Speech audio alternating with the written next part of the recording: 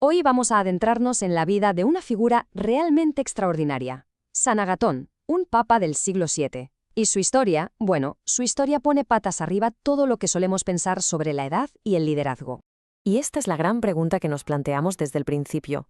¿De verdad puede un hombre de 100 años cambiar la historia de la Iglesia? O sea, ¿es posible que alguien con más de un siglo a sus espaldas no solo llegue a ser papa, sino que además deje una marca imborrable? Pues con Agatón la respuesta es un sí rotundo. Y lo increíble es ver cómo lo consiguió. Claro, para entender al Papa Agatón, primero tenemos que conocer al hombre que fue antes. Y su viaje, como en las grandes historias, arranca con una renuncia. Una renuncia de las que marcan un antes y un después. A ver, Agatón no venía de un entorno humilde, ni mucho menos. Todo lo contrario. Nació en una familia con dinero, con poder, una de esas familias que te lo ponen todo en bandeja. Tenía un futuro que para la gente de su tiempo era el sueño de cualquiera. Riqueza, influencia, lo tenía todo. ¿Pero qué hizo él? Pues eligió un camino completamente diferente.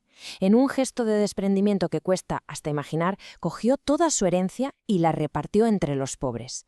Cambió una vida de lujos por la austeridad de un monasterio benedictino. Un giro radical en su vida. Y hay un detalle, una anécdota que cuenta a tradición, que nos da una idea de su nivel de determinación. Se dice que para aprender a dominar el silencio, esa disciplina monástica tan importante, se pasó 3 años con una piedra en la boca. Una penitencia durísima, que nos pinta el retrato de un hombre con una voluntad de acero, totalmente entregado a su vocación. Y bueno, así pasaron los años. Y las décadas. Agatón vivió una vida larga y discreta como monje, completamente alejado de los centros de poder. Pero el destino le tenía guardada una última misión. Y no una misión cualquiera, sino una monumental. Aquí es donde la historia da un vuelco increíble. Estamos en el año 678. Y Agatón, con más de 100 años de edad, más de 100 años, es elegido papa.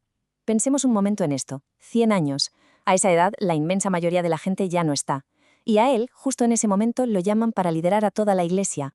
Claro, uno podría pensar, bueno, con esa edad, su papado sería algo más bien simbólico, ¿no? Pues nada más lejos de la realidad, porque aunque solo duró unos 3 años, un pontificado muy breve, en ese tiempo se enfrentó a uno de los retos teológicos más grandes de su época, y lo hizo con una energía y una lucidez que no te esperas en alguien de 100 años. Y es justo aquí, en este desafío, donde su figura se agiganta y su legado se hace eterno. Agatón tuvo que hacer frente a una herejía que amenazaba con romper la Iglesia por la mitad, y lo que es peor, con distorsionar la imagen misma de Jesucristo. El problema se llamaba monotelismo. Sé que el nombre suena súper técnico, pero la cosa tenía miga, era fundamental. Para que nos hagamos una idea, esta doctrina venía a decir que sí, que Jesús tenía naturaleza humana y divina, pero solo tenía una voluntad, la divina. Es como si su parte humana fuera una especie de marioneta, sin capacidad de decidir por sí misma. ¿Y cuál era el peligro de esto? Pues era enorme, porque si Jesús no tuvo una voluntad humana propia, una voluntad con la que elegir libremente obedecer al Padre, entonces su sacrificio en la cruz pierde gran parte de su valor. Se ponía en duda si de verdad fue uno de nosotros. Lo que estaba en juego era la esencia misma de la fe.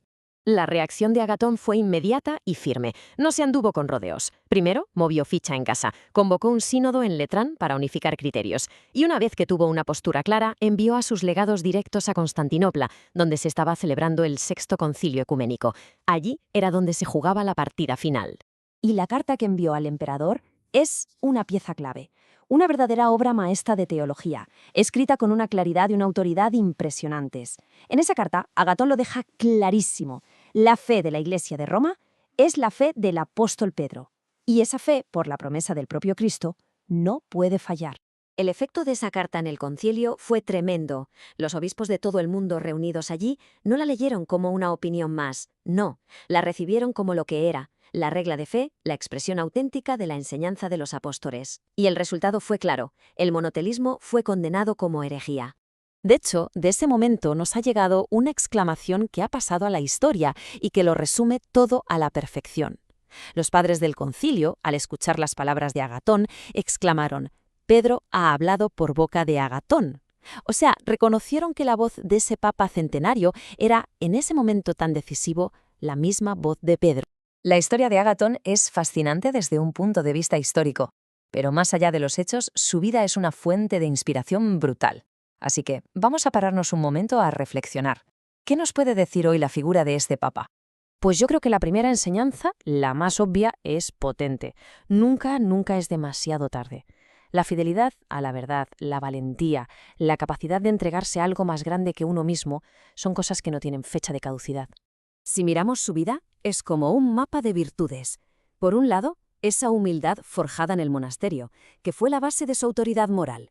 Por otro, la firmeza para defender la fe, que lo convirtió en una roca para la Iglesia. Y, por supuesto, esa valentía para aceptar el timón con 100 años, que nos recuerda que siempre se puede dar un paso al frente para servir. Vivimos en un mundo que parece obsesionado con la juventud, con lo nuevo, y justo por eso la figura de Agatón es como un faro.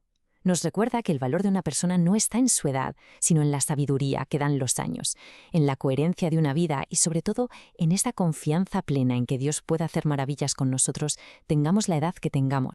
Y nos vamos con una última reflexión abierta para cada uno. De todo lo que hemos visto de San Agatón, ¿qué nos resuena más hoy? ¿Esa humildad para aprender a callar? ¿Esa firmeza para defender aquello en lo que creemos? ¿O quizá ese ejemplo tan potente de que nunca es tarde para afrontar la misión más importante? Ahí queda la pregunta, como eco de la increíble historia de San Agatón.